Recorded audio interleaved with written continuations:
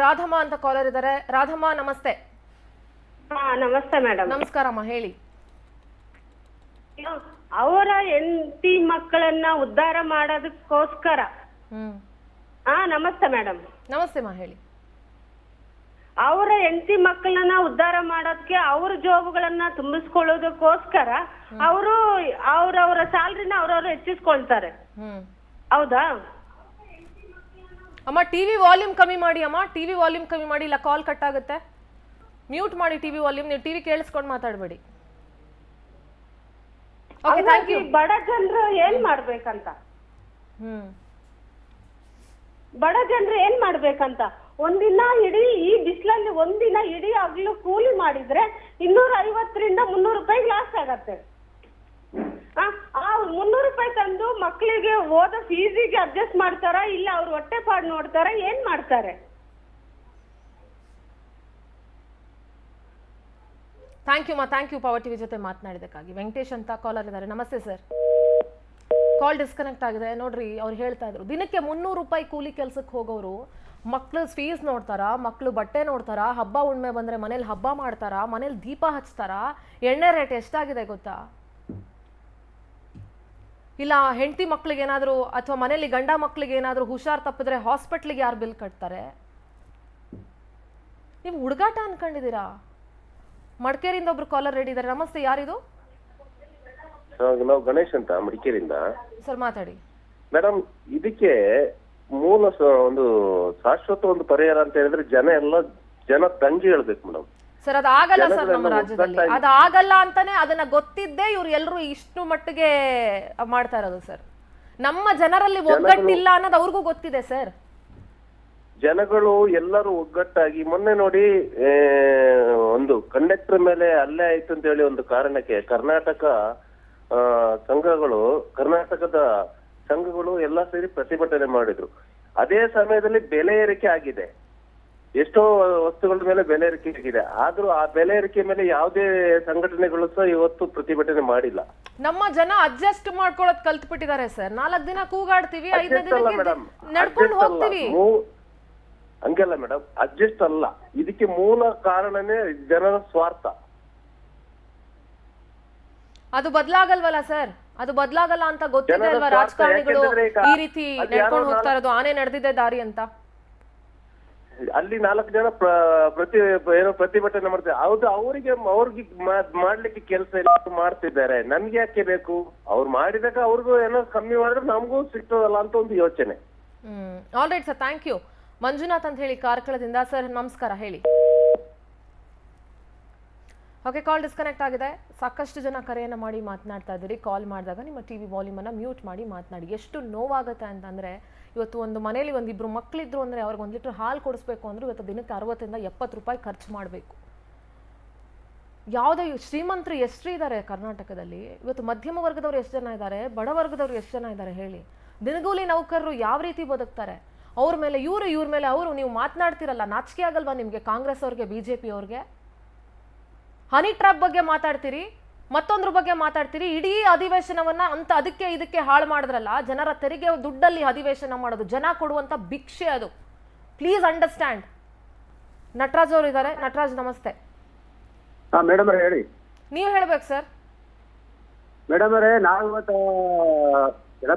ಆರ್ತಿ ಇವತ್ತು ಓಟ್ ಹಾಕಿ ಕೊಟ್ಟಿದೀವಲ್ಲ, ಇವತ್ತು ನಮ್ಮ ಮೇಲೆ ಬರೆ ಹಾಕಿ ಇವತ್ತ ಬರ್ತಾ ಜನರು ಇವತ್ತ ಕೂಲಿ ಮಾಡಾರಲ್ಲವ, ಇವತ್ತು ಯಾವ ಪರಿಸ್ಥಿತಿ ಬಂದಾರೆ ಎಲ್ಲ ರಾಜಕೀಯ. ಇವತ್ತ ಎಲೆಕ್ಷನ್ 100 ಇವತ್ತ ಒಂದು ಆಸ್ತಿ ಘೋಷಣೆ ಮಾಡ್ತಾರೆ ಅಂತ ಹೇಳ್ರಿ, 100 ಕೋಟಿ ಇರುತ್ತೆ ಹೇಳ್ರಿ.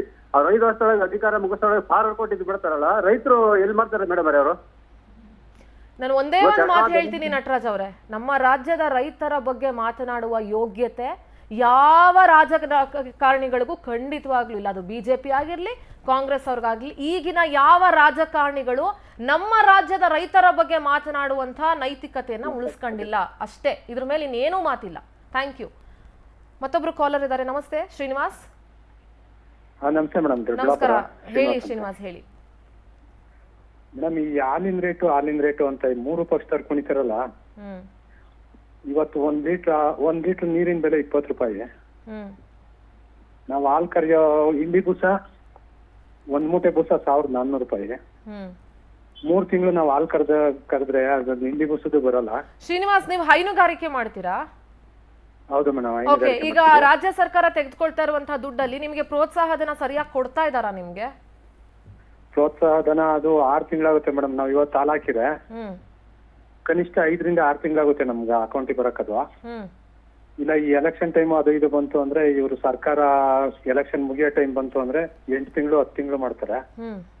ಮುಂದಿನ ಸರ್ಕಾರ ಬಂದ್ಮೇಲೆ ಅವರು ನಮಗೆ ದುಡ್ಡು ಹಾಕೋದು. ಅದು ಅದಕ್ಕೆ ಇವರು ಏನು ತಿಂಗಳು ಕರೆಕ್ಟ್ ಆಗಿ ಕೊಟ್ಬಿಡ್ತೀವಿ ಅನ್ನೋ ಲೆಕ್ಕಕ್ಕೆ ರೈತರಿಗೋಸ್ಕರ ಮಾಡ್ತೀವಿ ಅಂತ ಹೇಳ್ತಾರೆ. ಇಲ್ಲ ಮೇಡಮ್, ಇದು 5 ರೂಪಾಯಿ ಸರ್ಕಾರ ಪ್ರೋತ್ಸಾಹಧನ 6 ರಿಂದ 8 ತಿಂಗಳು ಆಗ್ತದೆ. ಇವಾಗ ನಮೀಗ 3 ರೂಪಾಯಿ ಜಾಸ್ತಿ ಮಾಡವ್ರೆ, 4 ರೂಪಾಯಿ ಜಾಸ್ತಿ ಮಾಡಿದ್ದಾರೆ. 4 ರೂಪಾಯಿ 31 ರೂಪಾಯಿ ಇತ್ತು, ಇವಾಗ 35 ರೂಪಾಯಿ ಆಗಿದೆ. ಇದು ನಮ್ದು ರೈತಂಗೆ ಇವಾಗ ಸಗಣಿ ಮಾತ್ರ ಉಳಿತಾ ಇದೆ ಅಷ್ಟೇ, ಬೇರೆ ಏನು ಉಳಿತಾ ಇಲ್ಲ. ಈ MLA ಈಗಳು ಇವ್ರ ಸಂಬಳಗಳು ಇವರೆಲ್ಲ ಜಾಸ್ತಿ ಮಾಡ್ಕೊಂತವ್ರೆ. ಇವ್ರು ಬಂದಿರೋದೇ ಇವರು ಸಮಾಜ ಸೇವೆ ಮಾಡಿರ್ತೀವಿ ನಾವು, ಜನಗಳಿಗೆ ಸೇವೆ ಮಾಡ್ತೀವಿ ಅಂತ ಬಂದ್ಬಿಟ್ಟು ಇವ್ರು ಸಂಬಳಗಳು ತಾಂತವ್ರೆ. ನಮ್ಮ ಸಂಘಗಳಲ್ಲಿ ಕೆಲಸ ಮಾಡೋ ಸಿಬ್ಬಂದಿಗೆ ಇದನ್ನೇ ನಂಬ್ಕೊಂಡು ಅವರು ಜೀವನ ಮಾಡ್ತಾ ಇರ್ತಾರೆ. ಅವ್ರಿಗೂ ದುಡ್ಡು ಸಂಬಳ ಸಾಲಲ್ಲ. Okay Srinivas, thank you power TV ಜೊತೆ ಮಾತನಾಡಿದ್ವಿ. ಮತ್ತೊಬ್ರು ಕಾಲರ್ ಇದ್ದಾರೆ. ನಮಸ್ತೆ, ಯಾರಿದು? ಅಶೋಕ್ ಅವರೇ, ನಮಸ್ತೆ. ನಮಸ್ಕಾರ ಮೇಡಮ್. ನಮಸ್ಕಾರ ಸರ್, ಹೇಳಿ ಸರ್. ಟಿವಿ ವಾಲ್ಯೂಮ್ ಮ್ಯೂಟ್ ಮಾಡ್ಬೇಕು ಸರ್. ಹಾ ಮೇಡಮ್. ಟಿವಿಯಲ್ಲಿ ಕೇಳಿಸ್ಕೊಂಡು ಮಾತಾಡಬೇಡಿ, ಟಿವಿ ವಾಲ್ಯೂಮ್ ಮ್ಯೂಟ್ ಮಾಡಿ ಮಾತಾಡಿ ಸರ್. ಹಾ ಮೇಡಮ್, ನಮಸ್ಕಾರ ಮೇಡಮ್. ಮಾತಾಡಿ. ನೋಟ್ ಮಾಡಿದ್ದೇವೆ ಮೇಡಮ್. ಮಾತಾಡಿ ಸರ್, ಮಾತಾಡಿ ಮೇಡಮ್. ಈಗ ಒಂದೇ ಮುಖದ ಎರಡು ನಾಣ್ಯಗಳು ಇದ್ದಂಗೆ ಮೇಡಮ್ ಅವರು. ಯಾಕಂದ್ರೆ ಇವ್ರ ಮೇಲೆ ಅವ್ರು ಹಾಕ್ತಾರೆ, ಇವ್ರ ಮೇಲೆ ಅವ್ರು ಹಾಕ್ತಾರೆ. ಈಗ ಇವ್ರು 1 ಲೀಟರ್ಗೆ 4 ರೂಪಾಯಿದಂಗೆ ಏರ್ಸಿದ್ದಾರೆ. ಈಗ 1 ತಿಂಗಳಿಗೆ ಎಷ್ಟಾಯ್ತು ಪರ್ ಹೆಡ್ಗೆ? ಇವ್ರು ಬಿಜೆಪಿ ಅವರು 50 ರೂಪಾಯಿಗೆ ಏರ್ಸಿದಾರಂತೆ ಸಿಲಿಂಡರ್. ಇವ್ರು ತಿಂಗಳಿಗೆ 50 ರೂಪಾಯಿ ಏರ್ಸಿದ್ದಾರೆ. ಇವ್ರು ಪರ್ ಡೇ 4 ರೂಪೀಸ್ ಏರ್ಸಿದ್ದಾರೆ 1 ಲೀಟರ್ಗೆ. ಎಷ್ಟಾಯ್ತು ಮೇಡಮ್ ಅದು? ಎಸ್ ಸರ್, ಹೌದು, ಬೆಲೆ ಜಾಸ್ತಿ ಮಾಡಿದ್ದಾರೆ. ಅದಕ್ಕೇನೆ ಈ ಹೋರಾಟ ನಡೀತಾ ಇರೋದು ಕೂಡ. ಥ್ಯಾಂಕ್ ಯು ಪಾರ್ಟಿ ಜೊತೆ ಮಾತನಾಡಿದಕ್ಕೆ. ಶಿವಕುಮಾರ್ ಅಂತ ಕಾಲರ್ ಇದ್ದಾರೆ. ನಮಸ್ತೆ ಶಿವಕುಮಾರ್. ನಮಸ್ತೆ ಮೇಡಮ್, ಶಿವಕುಮಾರ್ ಮೇಡಮ್. ನಮಸ್ತೆ, ಹೇಳಿ. ಮೈಸೂರು ಡಿಸ್ಟ್ರಿಕ್ಟ್ ಇಂದ ಕರೆ ಮಾಡ್ತಾ ಇರೋದು. ಹೇಳಿ ಶಿವಕುಮಾರ್. ಮೇಡಮ್, ಒಂದು ಇವರ ಬಿಜೆಪಿ ಸರ್ಕಾರಕ್ಕೆ ಮತ್ತೆ ಕಾಂಗ್ರೆಸ್ ಸರ್ಕಾರಕ್ಕೆ ಇಬ್ರಿಗೂ ಮಾನ ಮರೆಯೋದಿಲ್ಲ. ಕಿತ್ತಾಡ್ತಾರೆ, ಇವ್ರು ನೋಡ್ಕೊಂಡು ಇವ್ರು ಕಿತ್ತಾಡ್ತಾರೆ. ಇಲ್ಲಿ ಕಿತ್ತಾಡ್ಬೇಕಾಗಿರೋದು ಎಲ್ಲಾ ಜನಗಳು ಕಿತ್ತಾಡ್ಬೇಕು. ಇವಾಗ ಜನಗಳು ಬಂದು ಎಲ್ಲಾ ಸ್ಟ್ರೈಕ್ ಮಾಡ್ಬೇಕು. ಇವಾಗ ಇವ್ರು ಸ್ಟ್ರೈಕ್ ಮಾಡ್ತಿರೋದ್ರಲ್ಲಿ ಅರ್ಥ ಇಲ್ಲ.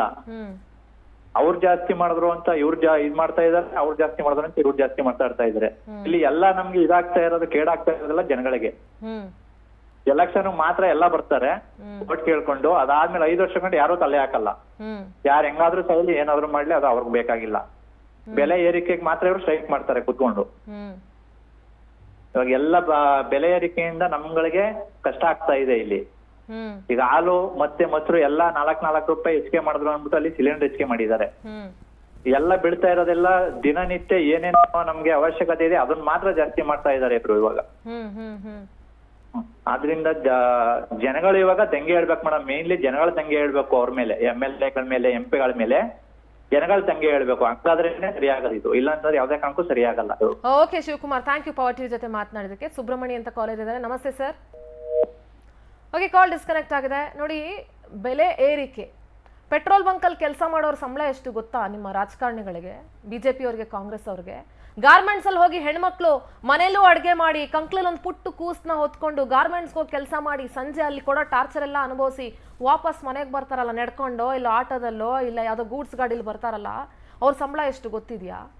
ಅಂಗನವಾಡಿ ಕಾರ್ಯಕರ್ತೆಯರ ಸಂಬಳ ಎಷ್ಟು ಗೊತ್ತಿದೆಯಾ? ಆಶಾ ಕಾರ್ಯಕರ್ತೆಯರ ಸಂಬಳ ಎಷ್ಟು ಗೊತ್ತಿದೆಯಾ ನಿಮಗೆ? ಪೌರ ಕಾರ್ಮಿಕರ ಸಂಬಳ ಎಷ್ಟು ಗೊತ್ತಿದೆಯಾ ನಿಮಗೆ? 40,000ದಿಂದ 80,000ಕ್ಕೆ ಯಾರನ್ನ ಕೇಳಿ ಮಾಡ್ಕೊಂಡ್ರಿ? ಬೆಲೆ ಏರಿಕೆನೂ ನಿಮ್ಮ ಇಷ್ಟ ಬಂದಂಗೆ ಮಾಡ್ಕೊಳ್ಳಿ, ನಿಮ್ಮ ಸಂಬಳನೂ ನಿಮ್ಮ ಇಷ್ಟ ಬಂದಂಗೆ ಮಾಡ್ಕೊಳ್ಳಿ. ಓಟ್ ಮಾತ್ರ ಜನರ ಹತ್ರ ಬಂದ್ಬಿಟ್ಟು ಭಿಕ್ಷೆ ಬೇಡಿ, ಓಟ್ ಕೊಡಿ ಅಂತ ಮಾನ್ಗೆಟ್ಟು. ಉಮೇಶ್ ಅಂತ ಕಾಲರ್ ರೆಡಿ ಇದ್ದಾರೆ. ನಮಸ್ತೆ ಸರ್. ನಮಸ್ತೆ ಮೇಡಮ್. ನಮಸ್ತೆ ಸರ್, ಹೇಳಿ. ನಮ್ಮ ಹೆಸರು ಉಮೇಶ್ ಅಂದ್ಬಿಟ್ಟು. ಉಮೇಶ್ ಮಾತಾಡಿ. ಮೇಡಮ್, ಅದೇ ನಮ್ ಜನ ಬುದ್ಧಿ ಕಲಿಯೋವರೆಗೂ ಇದು ಸಮಸ್ಯೆಗೆ ಪರಿಹಾರ ಸಿಗಲ್ಲ ಇದಕ್ಕೆ. ನಮ್ ಜನ ಯಾವಾಗ ಓಟ್ ಹಾಕೋಕೆ ಅವ್ರು ಕೊಡೋ ಚಿಲ್ಲರೆ ಕಾಸು ಕೈ ಹೊಡ್ಕೊಂಡು ಅವ್ರು ಕೊಡೋ ಮದ್ಯ ಅದು ಇದು ಸೇವನೆ ಮಾಡ್ಕೊಂಡು ಯಾವಾಗ ಅದಕ್ಕೆ ಅಡಿಟ್ ಆಗಿ ಇವರು ಪ್ರತಿನಿಧಿನ ಆಯ್ಕೆ ಮಾಡ್ತಾರೆ. ಹ್ಮ್ ಆ ದುರಾಸೆಯಿಂದ ಈಚೆ ಬಂದು ಒಂದು ಸಮಾಜಕ್ಕೆ ಒಳ್ಳೇದಾಗ್ಲಿ ಅನ್ನೋ ಒಂದು ಯೋಚನೆಯಲ್ಲಿ ಇವರು ವೋಟ್ ಮಾಡೋವರೆಗೂ ಈ ಪರಿಸ್ಥಿತಿ ತಪ್ಪಲ್ಲ ನಮ್ಗೆ. ನಿಜ ಸರ್, ನಿಜ. ಓಕೆ, ಥ್ಯಾಂಕ್ ಯು ಉಮೇಶ್ ಅವರೇ. ಶರಣಪ್ಪ ಅಂತ ಬಿಸಿಲ ನಾಡು ರಾಯಚೂರಿಂದ ಕಾಲ್ ಮಾಡಿದ್ದಾರೆ. ಶರಣ್ ರೀ ಸರ್. ನಮಸ್ಕಾರ ರೀ ಮೇಡಮ್. ನಮಸ್ಕಾರ ರೀ, ಹೆಂಗಿದಿರಿ? ಬಿಸಿಲು ಹೆಂಗೈತ್ರಿ ಊರಲ್ಲಿ? ಬಿಸಿಲು ಜಾಸ್ತಿ ಐತ್ರಿ. ಬಿಸಿಲು ಜಾಸ್ತಿ ಐತೆ, ಜೇಬು ಸುಡ್ತಾ ಇರ್ಬೇಕೇನೋ ಬೆಲೆ ಏರಿಕೆಯಿಂದ. ಬೆಲೆ ಏರಿಕೆ ರೈತರಿಗೆ ಜಾಸ್ತಿ ಆಗ್ತಾರೆ. ಹ್ಮ್ ಹ್ಮ್ ಹ್ಮ್ ಈಗ ಎಲ್ಲಾ ರೇಟ್ ಜಾಸ್ತಿ ಆಕೈತಿ ಸರ್. ಬಟ್ ಇವತ್ತು ಗ್ಯಾಸ್ ಏರ್ಸಕೈತಿ ಸರ್. ಹೌದ್ರಿ. ಪೆಟ್ರೋಲ್ 2 ರೂಪಾಯಿ ಜಾಸ್ತಿ ಆಗೈತಿ. ಹ್ಮ್ ಒಕ್ಕಲ್ತನ ಮಾಡ್ರೆ ಜಾಸ್ತಿ ಆಗೈತಿ ರೇಟ್ ಎಲ್ಲ. ಹ್ಮ್ ಗಾಡಿ. Okay sir, thank you party ಜೊತೆ ಮಾತನಾಡಿದಕ್ಕೆ. ವಿರೂಪಾಕ್ಷ ಅಂತ ದೂರದ ಅಥಣಿಯಿಂದ ಕಾಲ್ ಮಾಡಿದ್ದಾರೆ. ವಿರೂಪಾಕ್ಷ ಅವರೇ ನಮಸ್ತೆ. ನಮಸ್ತೆ ಮೇಡಮ್. ನಮಸ್ತೆ ಸರ್, ಹೇಳಿ. ವಿರೂಪಾಕ್ಷ ಅವರೇ ಮೂಡೆಗೆ ಮಾತಾಡಿ. ಗುರು ಮೇಡಮ್, ಹ್ಮ್ ಮೂಡೆಗೆ ಗುರುತನ, ಹ್ಮ್ ಹೇಡಿಗೆ ಹಿರಿತನ, ಹ್ಮ್ ನಾಡ ನೀಚಂಗೆ ದೊರೆತರೆ ನಾಡೆಲ್ಲ ಕೇಡೆಂದ ಸರ್ವಜ್ಞ ಅಂತ ಹೇಳಿ ಆವಾಗ ಹೇಳಿದನ್ರಿ ಅವ. ಹ್ಮ್ ಅದು ನಿಜ ಆಗ್ತಾ ಇದೆ ಈ ಈಗ. ಅದು ನಿಜ ಆಗ್ತಾ ಇದೆ ಇವಾಗ ಅಂದೆ. ಹಾ, ಅದೇ ನಿಜ ಆಗ್ತದೆ. ಅವ್ ಬರ್ನಾಡ್ ಶಾ ಅವಾಗ ಹೇಳಿದಾನೆ, ಲಫಂಗರ ಕೊನೆಯ ಆಶ್ರಯ ಸ್ಥಾನ ಯಾವ್ದಂದ್ರೆ ರಾಜಕೀಯ ಅಂತ ಹೇಳಿ. ಹ್ಮ್ ಈಗ ರಾಜಕೀಯದಲ್ಲಿ ಇದ್ದವ್ರು ಏನ್ ಮಾಡಕದಾರಂದ್ರೆ ಜನರು ಕೂಡ ಚೆಲ್ಲಾಟ ಆಡ್ತಾ ಇದ್ದಾರೆ. ಹ್ಮ್ ಜನರನ್ನ ಒಂದು ಹೇಳಿ ಮತ್ತೊಂದು ಮಾಡೋದು. ಹ್ಮ್ ಈ ರೀತಿ ಇರ್ತಕ್ಕಂಥ ರಾಜಕೀಯದಿಂದ ದೇಶ ಎಂದೂ ಉದ್ಧಾರ ಆಗುವುದಿಲ್ಲ ಮೇಡಮ್.